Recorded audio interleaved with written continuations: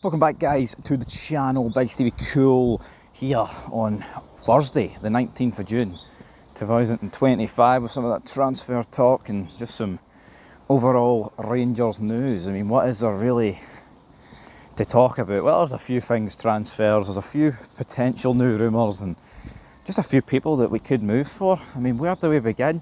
How about we begin with some news about a friendly, because Middlesbrough have sold out their 4,000 away allocation for the friendly. So Middlesbrough know that it's a big game, you know, coming up to Ibrox. That's probably as big as it'll get for Middlesbrough's season. I'm not even exaggerating. I'm not. Like, yeah, they'll finish mid-table in the Championship. Oh, they might get a nice wee FA Cup run or EFL Cup run, but they know coming up to Ibrox is where it's at. And that's where it's peaked for them, so good night, Middlesbrough. Anyway, moving on, 4,000 fans or something like that. Bojan Miovski, obviously not worked out for him over at Girona. A few appearances, a few goals, and a decent number of appearances. It's just not really worked out. But where it worked out for him was Aberdeen. And that Aberdeen side were they worse than this current one? Yeah, I mean, just off finishing position alone, you would have to say they were.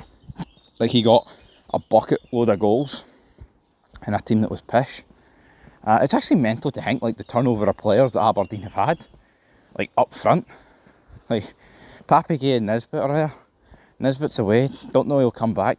Then, like, seasons ago, cut, like, last year, when you had, like, Duke and, what do you call him? Mioviski.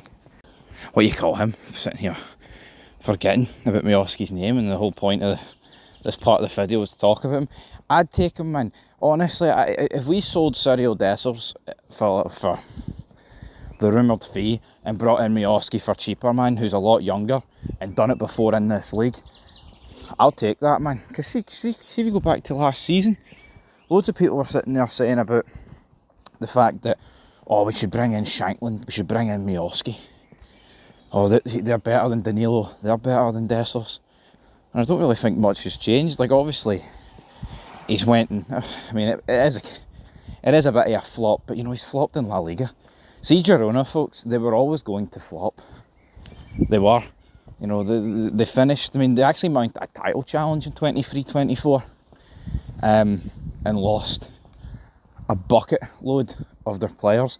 You always see that. See a team that overperforms in the top 5 leagues, maybe outside of the Premier League because it's a Premier League, they always lose most of their players. I mean, look at Bayer Leverkusen the last couple of years. Look how many players they've lost. Hell, Liverpool alone have signed Frimpong and Firks. It's actually insane when you break it down and have a wee look at it. So, yeah, Miovski, again, you know, there's no guarantee that Girona were going to flop, but I'm not surprised. As for him, he's done it in this league. He's like, what, 5-6 years younger than Cyril Dessers. For me, absolute no-brainer if we could get him in on a relatively cheap fee. And I guess what you could say as well, it saves you having to spend, like, what, last summer, spending 6 million on him from Aberdeen and giving them a wee bit of money. But speaking of Cyril Dessers, right, now, there is a video out in Flog Football, probably around about the same time as this one. So, to sum it up, apparently they're never going to pay the 5 million euros, which, I mean, again, I'm not overly surprised that they're not going to sit there and pay the 5 million euros, or 5 million pounds, give or take, whatever the hell. But all these reports were saying it was finalised, deal's done.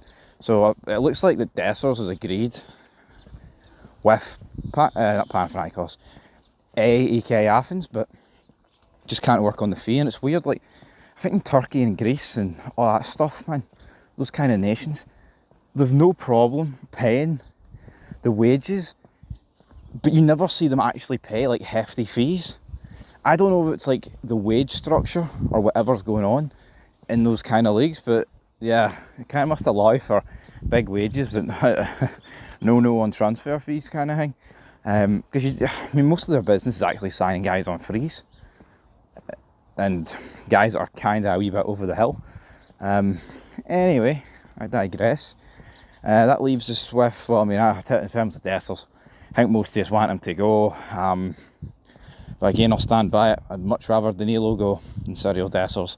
But I don't think that's going to happen. So I'm kind of just going to have to sit here and accept that. I just don't see what club. I mean, we're talking about Dessers, right? We're making like a profit on a guy that is 31. Are we going to make a profit on Danilo, who is still relatively young for a striker, but signed him for like 6.5 mil? Not a chance are we going to make a profit on Danilo. We'd be lucky to make back 3.25 million to even get half it. Don't see how we're even going to do that.